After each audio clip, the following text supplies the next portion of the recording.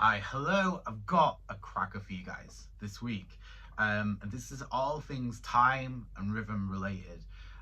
Because in my school of thought, the the Bible according to Adam, the gospel according to Adam, music is fundamentally rhythmic. And as a guitar player, I see it as my duty to be as solid and as tight with all things time related as I possibly can. Because if you haven't got that, it really doesn't matter how fluent or how many scales and notes and chord inversions that you know. If you're not able to do it in the context of a groove of a band set up and just sit and lock in with that back line.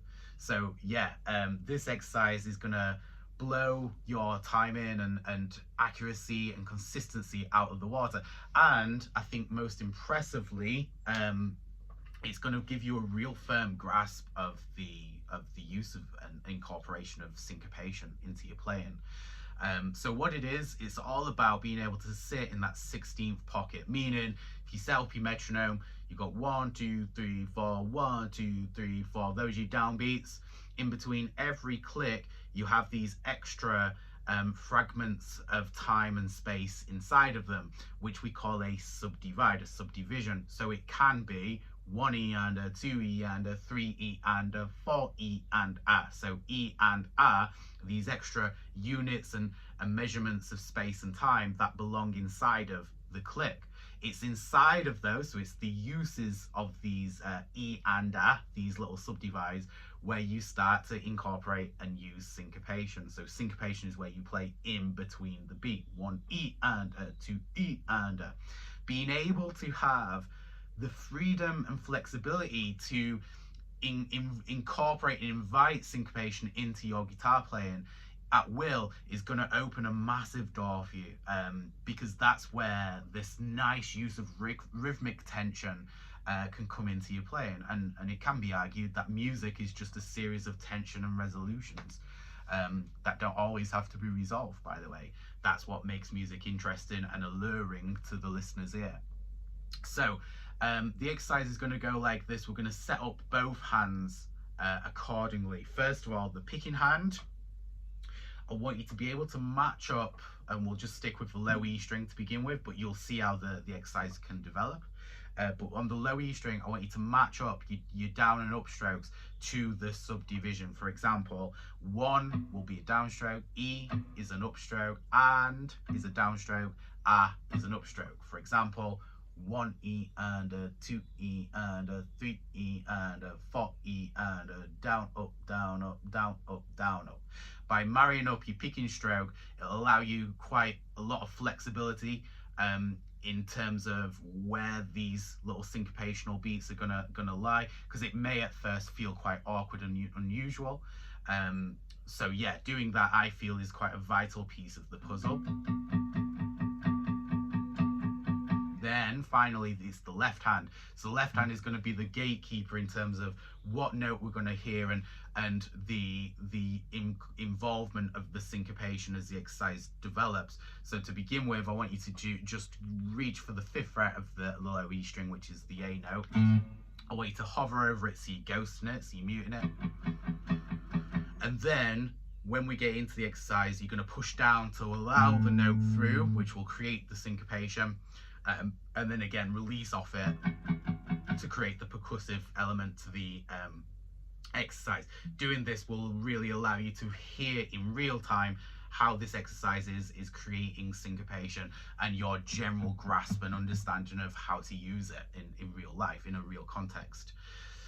Obviously, I say obviously, we're going to have a metronome going on in the background. It's almost entirely pointless and redundant doing any kind of rhythmic based exercise or activity without some kind of point of reference, like a metronome click, like a backing track, a drum groove, you name it.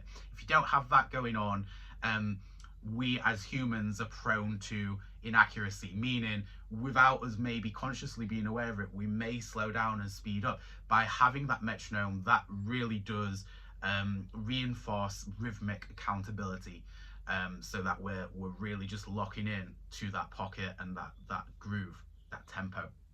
So to begin with, we're going to set the metronome up itself at 60 beats per minute. Obviously you can jump in and try and play along in real time with me here, or just do it in your own speed at your own time.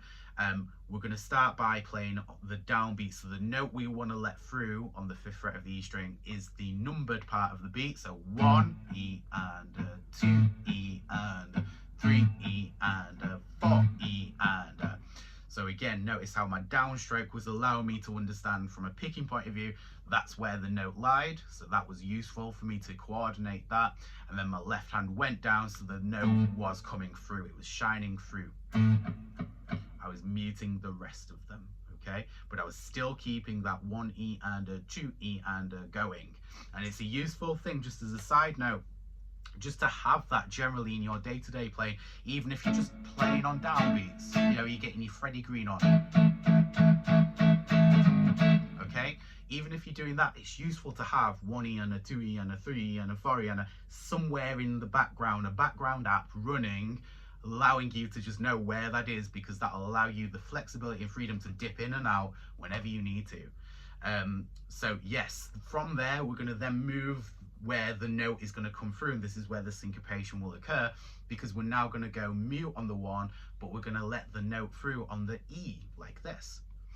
1 E and 2 E and 3 E and 4 E and again, notice how all the other notes were muted, and knowing that the E was on an upstroke as well, because I was keeping that going continuously, was really helpful, really useful. 1 E and okay.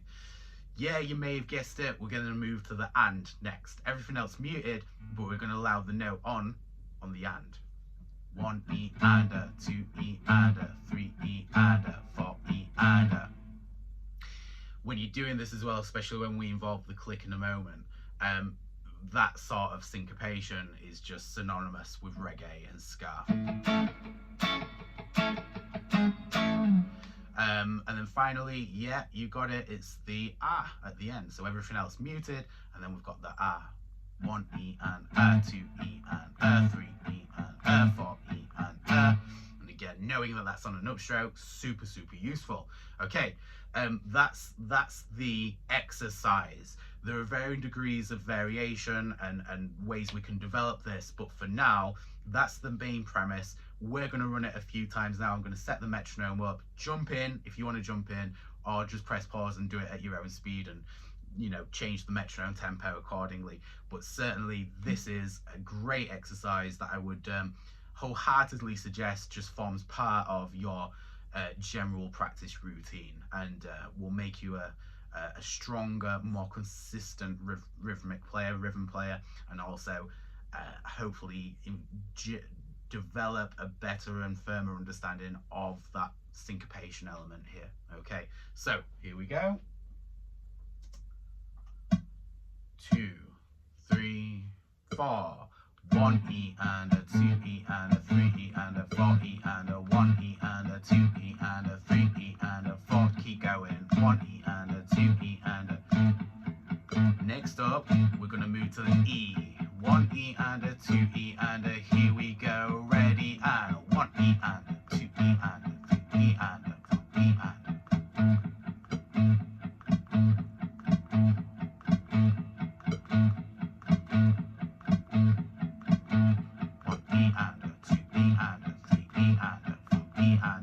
we're going to move to the and. Ready? 1, 2, 3, 4.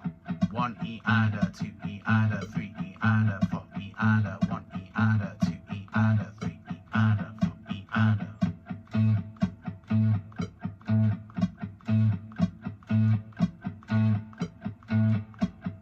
A few more of these, then we'll move to the ah at the end. 1, 2, 3, 4. 1 E and 2 E and 3 E and 4 E and 1 E and 2 E and 3 E and 4 E and.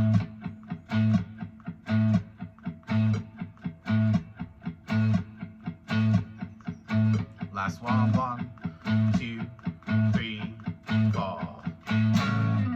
Okay. What I would strive for with that, by the way, is have a certain amount of bars and measures that you're going to do each one on. So maybe to begin with, do 4 times on the downbeats, then 4 times on these ands, as. move that to 3 times, 2 times, and then eventually try and change it every other bar, so every 1 bar. And just to make a complete clown of myself to finish, I'll try and do that. So I'm going to go 4 bars, 3 bars, 2 bars, 1 bar. Wish me luck. Pro tip, by the way, just a really useful thing. Count yourself in by doing the subdivide, 1E and a 2E and a, just get that in your head. 2E and a 3E and a 4E and a 1E and a 2E and a move, 1E and a 2E and 1E and a 2E and a 3 and a to the A, 1E and a 2E and a 3E and 3 bars, 1, 2, 3, A and A. 2 bars and A. 1 bar.